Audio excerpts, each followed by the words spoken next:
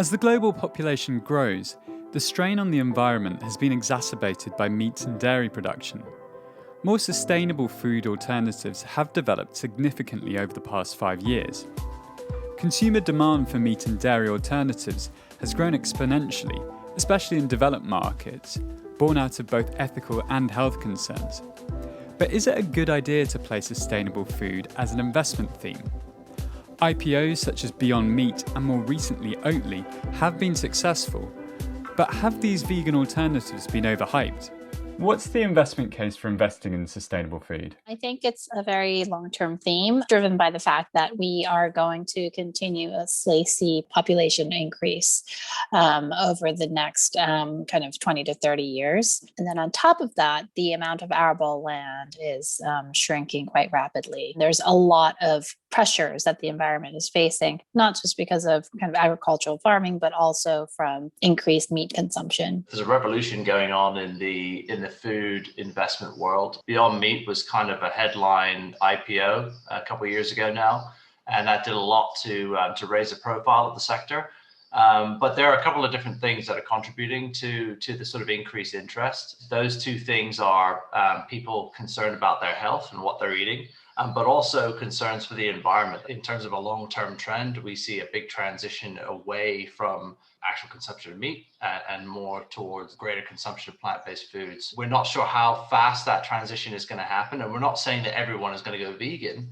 What we're saying is that a lot of people are substantially reducing the amount of meat that they're eating. And the reason is because meat is 14.5% of all greenhouse gas emissions. Food as a sector represents 26% of all of that. And that's, when you take into account energy and everything else. Humans have cottoned on to the fact that we're not tigers. We don't need to be eating meat with every single meal.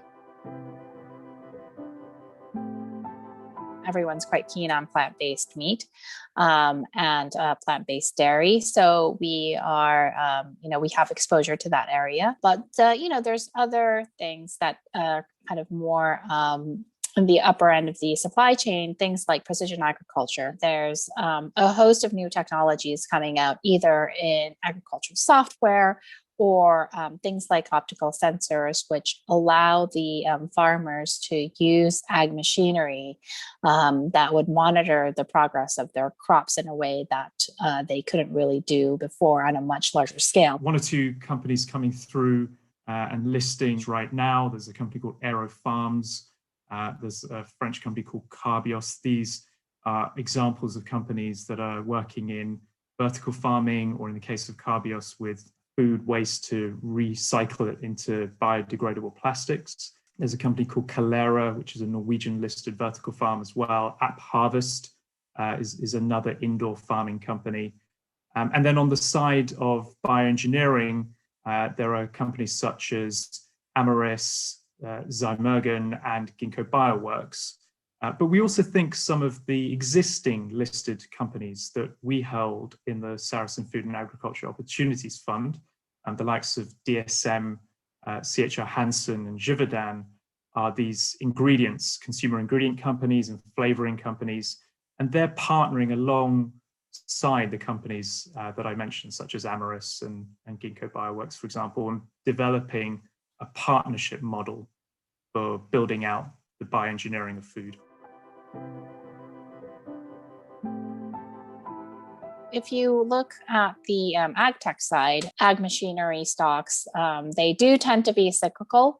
So while the overall secular growth is there and it's intact over a sort of a 10-year investment time horizon, we do have to be cognizant of the cyclical challenges that the industry might face from time to time. The main risks, I think, are if you're too concentrated in your investment. We have 9 different subsectors in our fund. We capture precision farming, we capture, water technology as it relates to farming. If you're picking and choosing individual companies, obviously you're subject to the risks associated with those individual companies, but also individual sectors. Whereas if you take a broader exposure to food and look at the sort of major trends that are driving this transition to a sustainable food system, I think you're much better off in terms of exposure. We think some of the risks are actually, in one sense, underestimating how big some of these trends are and how structural in nature they actually could be. There's a low penetration level in many of these areas. Some of the other risks are more to do with perhaps regulatory obstacles and consumer adoption. But we've seen a big trend in the last 2 or 3 years where regulation is moving in the direction of adopting food technology and trying to make the food system more sustainable. And it's certainly what the consumer wants. You mentioned Beyond Meat earlier. Do you think there's a bit too much hype surrounding it? Around a particular company, yes, because there's always hype around a company that's innovative and comes to market and it's the first one and all of that. But I think it's found its feet in the market, and the other plant-based foods companies are out there now. You've got Burcon Nutriscience, another one that came to the market, and there's another one, Else Nutrition. They're like a plant-based baby food. They've done really well. So I think there are just other companies now to invest in, right? So it's not just Beyond Meat. So that's really healthy, because if you just have one player attracting all the capital, it's obviously, it can create a bubble scenario. Anything that is exposed to kind of the newer innovative areas of food, such as plant-based meat or plant-based dairy, they do tend to come at extremely high valuations. So the most important thing is to see whether that growth trajectory is actually there. So, we model out our companies and we put them through a variety of different growth scenarios. And if in the end, in a kind of a longer time frame, the valuation seems to make sense, then we'll go for it. But if not, we do really need to be careful of that. We saw the Oatly IPO recently. Was this something that you were interested in getting involved in? It's been a very successful IPO, has a lot of backing behind the company, both when it was a private entity. Many celebrities were also invested in Oatly, as well as long-term institutional investors. We currently don't own Oatly in the fund, but it's something that's on our watch list and on our radar. And we think that the alternative milk penetration levels within the retail segment of US grocers is quite high already, actually. So you're at about 13 to 14% already within overall milk sold within grocers. That can go higher, but again, we're aware that there are other players entering the oat-specific alternative milk market. We already have investments in plant-based dairy. There's actually quite a few companies globally.